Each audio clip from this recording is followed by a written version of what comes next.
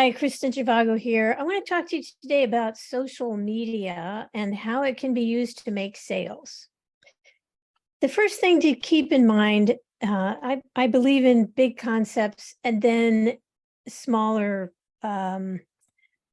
items underneath those concepts. So a lot of times people get involved in the smaller items before they actually digest and start strategizing on the bigger concepts. The bigger concept with social is that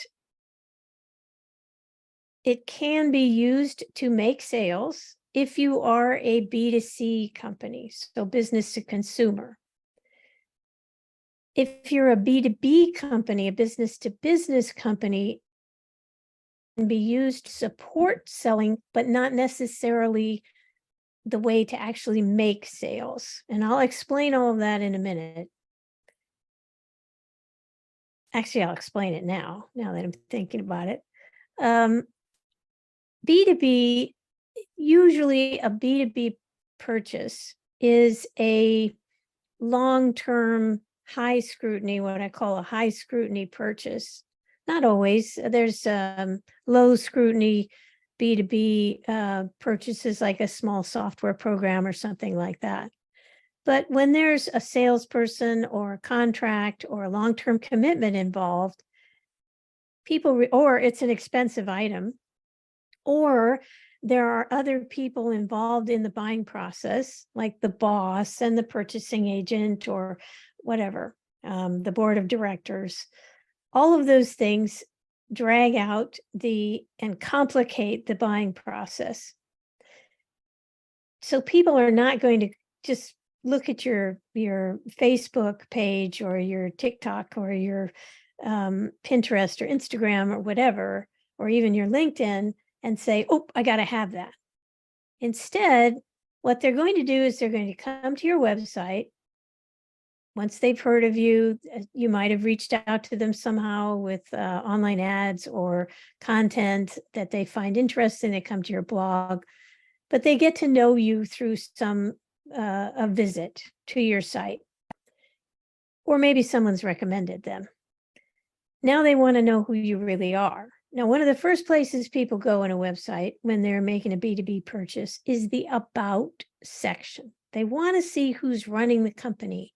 They want to decide if they can trust that person or those people. That's the first thing they go. Every executive I've ever interviewed, and I've interviewed thousands of executives and all types of customers, I've asked them, when you go to a website and you're thinking about buying something, where's the first place you go? And that is the first place they go. So you really need to pay attention to your About and make sure it reflects what you believe in, who you are, what you're trying to do, that kind of thing. So when they come, if they do want to go to your social, what they'll do is they'll click on the social icons if you've done a good job, and the social icons are available on your pages up in the upper right corner or down in the footer. And they go and see, number one, if anybody's been posting in there for the last few years or months or weeks or days. They want to see if somebody's awake and paying attention. So if the last time you posted on your social was 2 years ago, you're going to flunk that test. They're going to think somebody's asleep at the switch. They don't really care. It's the same problem they have, or the same concern they have if they go to your site and it looks old and the copyright is 2019. It's obvious that you don't really care. And remember, people buy from people who care, who really do care for them and take care of them. And so if you're not caring, they're going to pay attention to that. They're going to figure you're not going to take care of them as you work with them and provide services and products. So they want to see who you are. It's almost like going to your About section. That's why you need a good social program. Now, what kind of content do you put in there? It has to be educational. It has to be useful. It has to be relevant. It's not a lot of rah-rahing about who you are and what you do and how great you are. one of the things we've started doing with clients, have been doing it for a while, is stories. Stories of how they helped a customer. And we actually turn those into stories that we also publish on their website.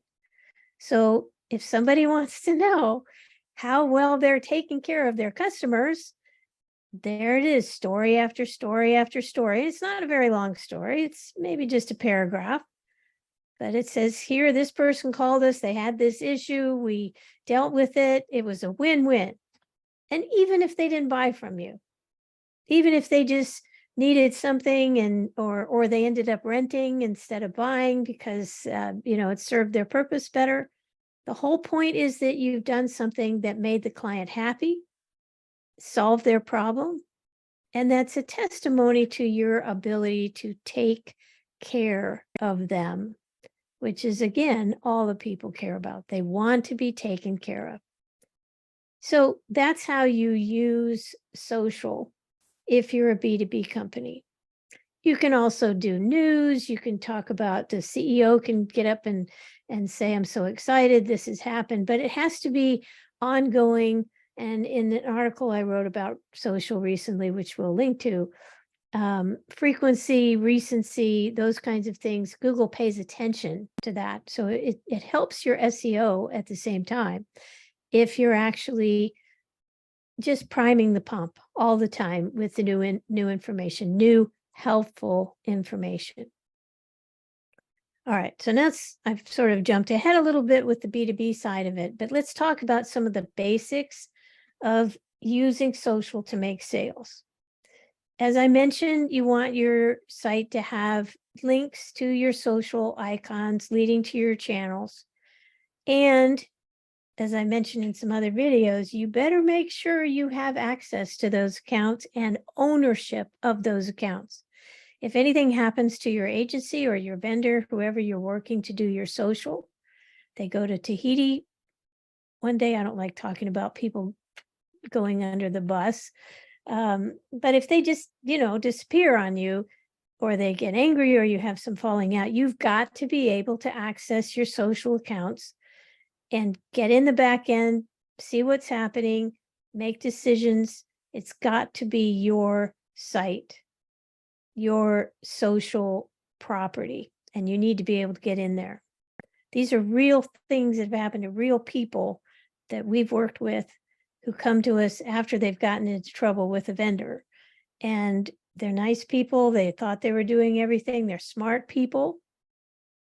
I'm sure you're a smart person. They're smart people, but they just didn't understand the back end and all that. And they just left it up to somebody. You can't do that with digital marketing. You've got to be involved. So the three things that play a big role in your social success are recency, frequency, and relevancy.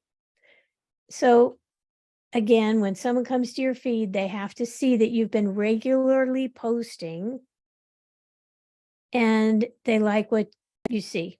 Okay. So frequency, you don't have to post every day. I mean, a B2B company that sells a high scrutiny product or service could post once a week and be fine. So you figure out a schedule and then you stick to it, which is really important. You don't want to have a lag of 3 months in between your weekly posts and things like that. And then relevancy. This is a big deal, because if they find you and they see that you are posting regularly and you haven't had big gaps, excuse me, they want to know if you're helpful. Do you care about what they care about? That's what they want to know. So you're offering things that make their life better, and you're talking about your other customers and how you've taken care of them. So that's how you make sure that when people come to your social channels, they like what they see. They like who you are. They like how you think. Now, if you're a B2C company, business to consumer, and you're selling direct to consumers, there's a lot of things you can do with your social. You can make announcements of sales. You can make announcements of customer-centric changes, things that you've done that help customers. You can tell stories, as I've talked about, and how you've helped a customer or something new and heartwarming that happened. Those are all positive things to do. You can go deeper in your products or services. We have a client who sells, believe it or not, high-tech concrete, ultra high performance concrete. It's a new kind of concrete that doesn't use rebar, those steel bars. Instead, it uses fibers of some sort, sometimes it's metal or carbon. But it's a concrete that lasts like 10 times longer than normal concrete. It's impervious to water. It's a wonderful thing. This particular client is doing everything it can to make sure that that concrete is contractor friendly. So contractors can use the same equipment that they use normally for concrete, like ready-mix trucks and that kind of thing. So we can use the social stories to make announcements about new developments. And one of the blog articles that we've written for them was about concrete strength, which is bringing in like 80% of the traffic to their site and continues to do so. It's an evergreen article. We update it pretty frequently, but it's just a topic that people really care about. So you can go deeper. You can also leverage your business models. You can say, we've now made this available. Our clients said that we needed this, or our customers said they wanted this, so we gave it to them. There's a whole lot of stuff you can talk about if you think about the fact that you're helping the customer understand how you're caring for them. You can also spotlight some of your staff members. One of the things I like about a company that makes, I think it's called Nature Sweet, but anyway, they make little tomatoes, or they produce little tomatoes they call cherubs, and they have other names for various types of tomatoes. But they come in this little plastic container, and when you lift the lid, peel back the lid, there's a picture, a little drawing of one of their people. And there's a QR code where you can go and visit that person's site, their page, and it has a little bio about them and a picture, and if they came from another country, if they're a farm worker or something, what that history is. It's a wonderful way to communicate that you care about your people, which people like to buy from people who take care of their people.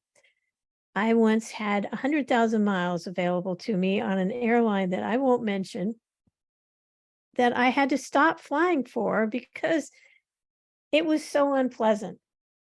I just walked away from all of those frequent flyer miles. I had been a totally loyal customer, and I couldn't fly them anymore. It just got so bad. And I had a friend later on. I met someone that we became friends, and she used to work for that company. And I asked her, I said, why is everyone so rude? And then she explained that they didn't take very good care of their workers either. They didn't respect their workers. So the workers were ticked off. They just weren't happy people. They didn't want to go to work, and they took that out on their customers. So people want to buy from people who take care of their workers and their customers. And you can talk about people and how they've done a great job and how they've helped customers. Obviously, you want to socialize your content. So if every time we write a blog, we put it on a schedule and we socialize that. So that's real helpful. Obviously, you can have a sale or a contest or some new effort, some new product or whatever, and you can make announcements in your social. There's no harm in that. That's a wonderful thing. Or events. If you have a employee get together annual event, it's fun to post the pictures and that kind of thing. So I've talked about B2B and B2C. Hopefully this has been helpful for you. Remember, make sure that you have access to and own your own social accounts. Good luck.